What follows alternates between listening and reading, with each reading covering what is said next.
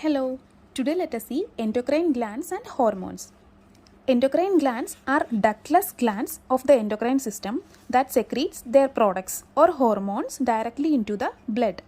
Let us see some important endocrine glands and its hormones here.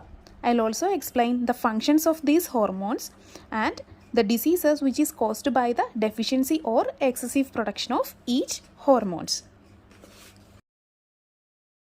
First one is pituitary gland. It is a small pea-sized gland which is situated below the hypothalamus at the base of the brain. It plays a major role in regulating the vital body functions and well-being. It is also called as master gland of the body because it controls the activity of most other hormone secreting glands. The pituitary gland has two main parts. They are anterior and posterior pituitary. The anterior pituitary secretes growth hormone, prolactin, follicle stimulating hormone and luteinizing hormone. The posterior pituitary secretes oxytocin and vasopressin. Now let us see the hormones which is produced by the anterior pituitary. First one is growth hormone. The growth hormone promotes growth.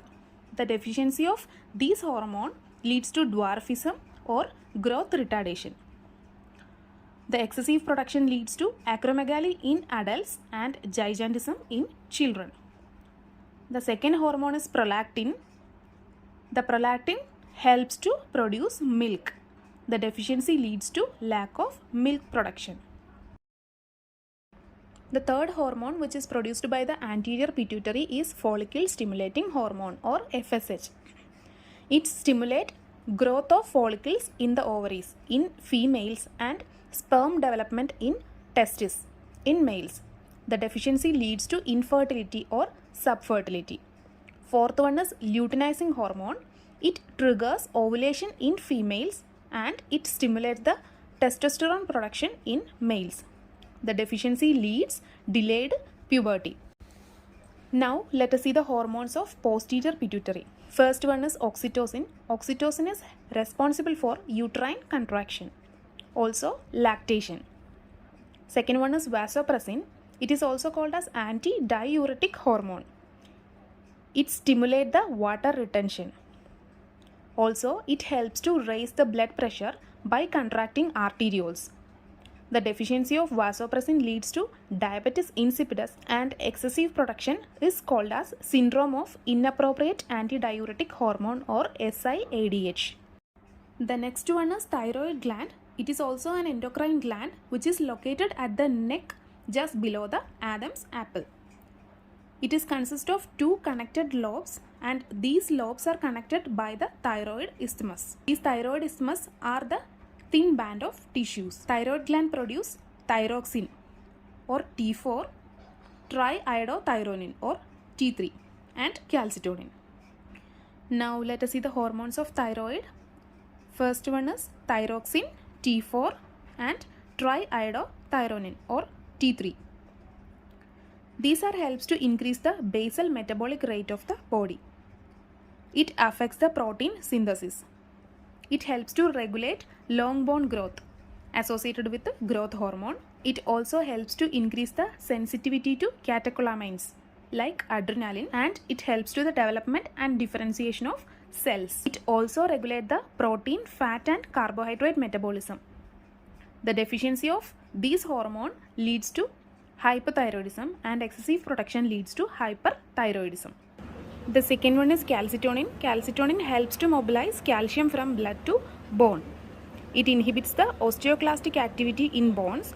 The osteoclastic activity is the process of breaking down bone in order to build up it again. The deficiency of calcitonin leads to osteoporosis, renal stone and hypercalcemia. The excessive production leads to hypocalcemia. Next we have parathyroid gland. It is consist of four small glands of endocrine system. It is located in the neck just behind the thyroid gland.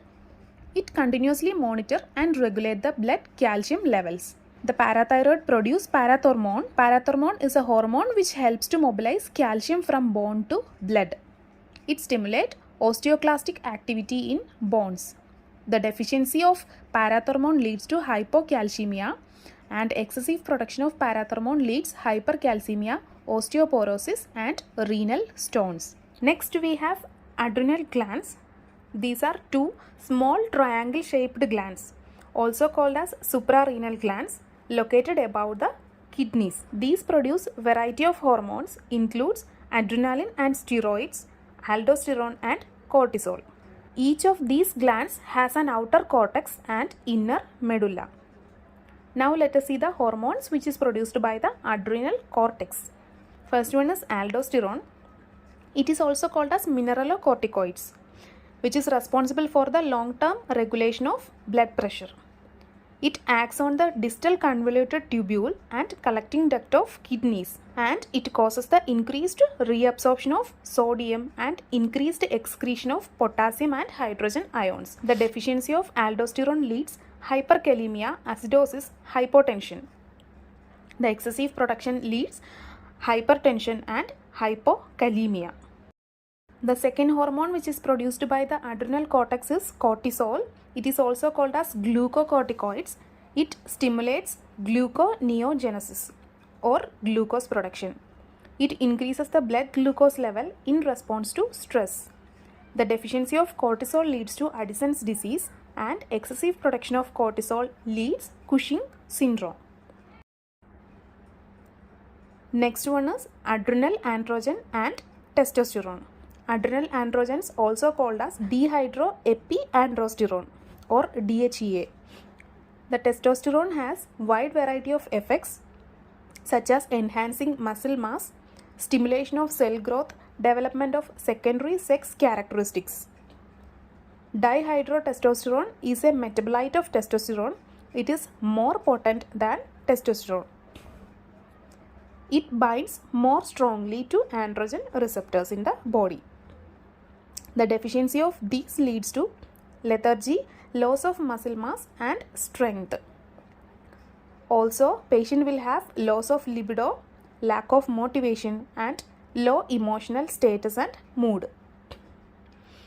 The excessive production of these hormones leads to acne, reproductive dysfunction, hirsutism and virilization. These are the excessive growth of unwanted hair in the face and neck of females. Now let us see the hormone which is produced by the adrenal medulla, that is epinephrine and norepinephrine. These are also called as adrenaline and noradrenaline. This helps to initiate the flight-fight response. These two hormones have the similar function, and it helps to increase the heart rate, increase the force of heart contractions, increase the blood flow to the muscle and brain. Also, it helps to relaxing airway and smooth muscles. It assists in glucose metabolism and also control the vasoconstriction in response to stress. It is often activated in physically and emotionally stressful situations when the body needs more energy. Now let us see the pancreas. It is a glandular organ which is situated in the upper abdomen. It serves as two glands in one. They are digestive exocrine gland and hormone producing endocrine gland. It excretes enzymes to break down the proteins, lipids, carbohydrate and nucleic acids in food. It produces two antagonistic hormones to control the blood sugar, that is insulin and glucagon. These are produced by the alpha and beta cells of pancreatic islets or islets of Langerhans. Now let us see the hormones which is produced by the pancreas. First one is insulin. It is produced by the beta cells of pancreatic islets or islets of Langerhans. It controls the blood glucose level by facilitating the liver, muscle and fat cells to utilize the glucose from the blood. The main function of this is to counter the action of glucagon, and it helps to maintain the low blood glucose level. The deficiency of insulin leads diabetes mellitus and hyperglycemia. The excessive production of insulin leads to hypoglycemia. Second one is glucagon, which is produced by the alpha cells of pancreatic islets. The pancreas releases glucagon when the glucose concentration falls too low. It causes the liver to convert stored glycogen into glucose, and which is released into the bloodstream. The excessive production of glucagon leads to POM disease. This is an inherited disease caused by the buildup of glycogen in the body cells. Also, the patient will have glycogen storage disease type 2. I hope you understand this video. If you like the video, please like, share and comment. Also, don't forget to subscribe my channel and press the bell button. Thank you.